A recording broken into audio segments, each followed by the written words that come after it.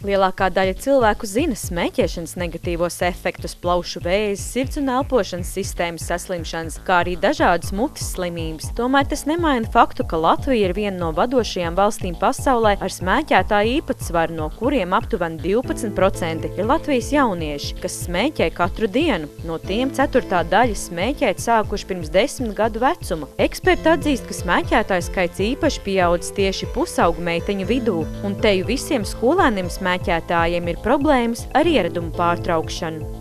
Slimību profilaks un kontroles centrs jau vairākus gadus veic pētījumus par pusauģu atkarību vielu lietošanu, un ir noskaidrots, ka lielākā daļa 11, 13, 15 gadus veco pusauģu, kas tiek aptaujāti šādu pētījumu ietveros, tad 76%, kas ir 3/4 no jauniešiem, ir pamēģinājuši smēķēt.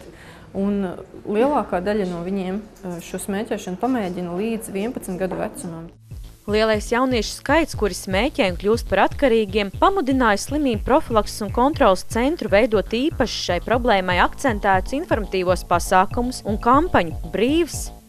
Lai informētu tomēr un lai varbūt atturētu bērnus no šīs smēķēšanas uzsākšanas, jo jaunākā vecumā šī smēķēšana tiek uzsākta, jo ir lielāks risks, ka izveidosies atkarība, un tad jau cilvēks jau ir atkarīgs, tad jau būtībā šī problēma saglabājas jau uz visu atlikušo dzīvi, un jau pēc tam ir jācīnās ar sekām, ar to, kā atmest smēķēšanu, kā tad, uzlabot savu veselību, varbūt no tās kaitējuma, kas jau ir nodarīts. Kampaņa Brīvs norisinās jau 2. gadu un tiek realizēta visā Latvijas teritorijā. Šogad mēs viņu turpinām tieši šīm domapmaiņu pēcpusdienām, kur uz skolām dodas tāda kā sagatavota ekspertu komanda, kur ir gan atkarības speciālists, gan arī ģimenes ārsts, un tur ir ar tādu kā spēļu un dažādu interaktīvu paņēmienu palīdzību tiek tādā nepamācošā veidā tiek stāstīts par smēķēšanu, par to, kādi ir šie riski, kā tad sevi pasargāt un kā neiesaistīties šai atkarības uzvedībā.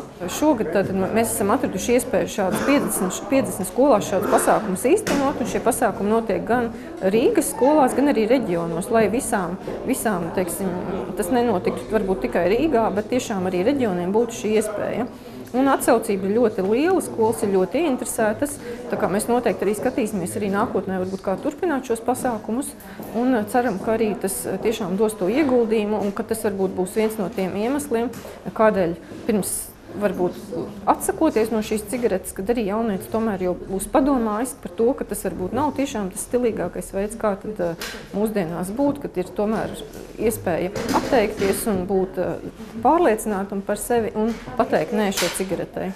Jauniešu viedoklis par smēķēšanu ļoti bieži tiek iespaidots ne tikai ar cigarešu industrijas palīdzību, piedāvājot dažādu tipa cigaretes, bet arī ar vecāku attieksmi un paraugu mājās. Mums otra kampaņa tieši par pasīvo smēķēšanu, kur mēs vairāk uzrunājam tieši vecākus, un arī viens no argumentiem ir tas, ka ja jūs smēķējat mājās, ja jums ir bērns un jūs smēķējat, tad jūs arī savu bērnu pakļaujat gan šim riskam tīri, ar šiem tabakas dūmiem, varbūt arī tiem neredzamiem dūmiem, kas saglabājas gan uz rokām, gan uz apģērba, gan arī ar to savu attieksmi, ka tas ir normāla uzvedība, ka tas ir pilnīgi pieņemams smēķēt, tad jūs arī bērnam neapzināti šo uzvedību iemācat. Bez šiem atkarību veicinošajiem faktoriem ir apkārtējā vide un jaunieši paši, kuri nereti viens otru mudina pamēģināt šo pirmo dūmu. Pirmo cigaretes pamēģināju, kad man bija 12. Man mudināja mani draugi, jo viņiem tas bija kaut kā iegājies. Un es domāju, pamēģināšu, kas tas tur tāds. Pamēģināju, jā. Sākumā likās baigi stilīgi, un tā es apmēram kādus 2 gadus pīpēju, un 14 gados man jau bija iekšā tā atkarība, bet man draugi teica, ka es palieku savādāks, es smirdu un vienkārši nepatīkami ar manīm kontaktēties. Un es apņēmos, ka es beigšu smēķēt, un īstenībā pārsteidzoši pēc maza laika man jau atkarība bija nogājusi nost, un es veiksmīgi vairāk nesmēķēju. Tur it kā es stilīgs, ja pārkāpu visus noteikumus, bet tā īstajā dzīvē nav. Man liekas, ka esmu diezgan nobriedzis cilvēks savam vecumam, savā prāta apziņā, un es uzskatu, ka smēķēšana tas ir kaut kas briesmīgs un diezgan nenoderīgs, jo tiek izšķērdēta liela nauda. Man tas ir ļoti liels pārsteigums, kad visvairāk tieši manā vecumā smēķē meitenes, un es vēlos visiem pateikt to, ka tas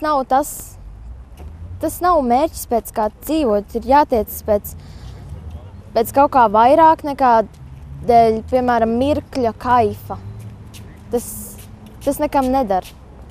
Ir jāiesaistās dažādos pulciņos, dažādās aktivitātēs, un tas piepildīs to sirdi ar vēlēšanos kaut ko darīt, bet smēķēšana pilnīgi nekam nedara. Neskatoties uz visiem negatīvajiem blakus efektiem, jauniešu smēķēšanu bieži uztver kā aizliegtu augli, kurš obligāti ir jānoprovē. Un man šķiet tā lielākā problēma ir tieši tas, ka mēs tik ļoti mēģinam aizliegt to. Un tad ir tāda pretruna. Pieaugušais smēķē, viņam neviens to neaizliedz. Savukārt bērnam, ja viņš izrāda interesi, viņam uzreiz nocērt šo vēlmi un šo interesi līdz ar saknēm. Un tad tam bērnam sāk rasties jautājums, kas tur ir tik intriģējošs, ka tas pieaugušais var smēķēt, savukārt es nē. Un, protams, ka pienāk kaut kāda pilngadība vai brīdis, kad viņš pats sāk pieņemt savus lēmumus, un viņš domā, es arī gribu ātrāk pieaugt, es arī gribu būt pieaugušais, es arī gribu būt tāds, kuram nevar aizliegt kaut ko. Tāpēc vajadzētu domāt nevis par to, kā tagad moralizēt un rādīt ar pirkstu un teikt, ka tas ir slikti, bet drīzāk mēģināt tā ilgtermiņā skaidrot par to, kāpēc tas ir slikti, kādu ietekmi tas atstāj uz cilvēka organismu, uz viņa ķermeni. Kā jauniešiem, tā arī pieaugušajiem smēķēšana ir radījusi negatīvu atkarību, no kuras, diemžēl, cilvēks tik viegli nevar atbrīvoties. Tā ir atkarība no vienkāršas cigaretes. Tas ir tik jocīgi, ja cilvēks ir varens. Visas viņa darbības ir varenas. Viņš valda pār šo pasauli, bet cigarete valda pār viņu. Un, ja man jāizdara sava izvēle, es negribu būt ievainojams. Es gribu darīt visu, lai attīstītos, lai augtu, lai progresētu. Ir viens arguments, ko parasti smēķētājs saka, mēs tāpat visi nomirstam. Jautājums ir tikai kad. Protams, mēs visi nomirsim, bet tā kvalitāte, kādā mēs nodzīvosim to dzīvi, cik mums tas ir dots, tas ir pats svarīgākais. Un man šķiet, ka šī smēķēšana šo dzīves kvalitāti nekāda neuzlabo, nepadara tevi ne spēcīgāku, ne interesantāku citiem, ne autoritīvāku. Nekādā veidā tu nekļūsti īpašāks ar to, ka tu smēķē. Tieši otrādi, tu parādi citiem, cik vājš tu esi savā raksturā un garā. Un tāpēc es ieteiktu jauniešiem atrast jebkuru citu nodarbi un kļūt atkarīgam no sporta, kļūt atkarīgam no sava kāda hobija. Ilgstoša smēķēšana atstāja neatgriezniskus rezultātus uz visu ķermeni un tā orgāniem, kas var rezultēties letāli. Katrs 10. kurš nomirst, tas ir aso slimībām. Tas ir smēķēšanas sekas. Katrs 5. kurš nomirst ar vēzi, tās arī smēķēšanas sekas, un katrs 3. kurš nomirst ar plaušu slimībām, tās ir smēķēšanas sekas. Problēma ir tā, ka plaušu vēzis nav kādu speciālu simptomu, un prās mēs viņu diagnosticējam novēlošanos, un tāpēc, piemēram, Latvijā 5 gadus pēc plaušu vēža diagnozes dzīvo 11–12% cilvēku tikai, pārējie nomirst. Plaušu vēzim neeksistē agrīnas diagnostiskās programmas, un tās simptomus ir ļoti grūti novērot. Tomēr aizdomas var radīt klepošana un hronisks bronhīts. Praktiski smēķēšana veicina praktiski jebkura vēža, biežuma pieaugumu. Galvenokārt ir plaušu vēzis, balsenes vēzis, mutes dobuma vēzis, bet arī cits, arī aizkuņģiedzera vēzis, jebkur citu vēzi, jo tas, kas mēs ieelpam, neuzkrājas ļoti augstā koncentrācijā, tas ir plaušās. Bet tie kancerogēni nokļūst arī sistēmiskā cirkulācijā. Veicina arī daudz citu audzēju biežumu. Bet visaugstās mums attiecās tur, kur viņi ir augstākā koncentrācijā.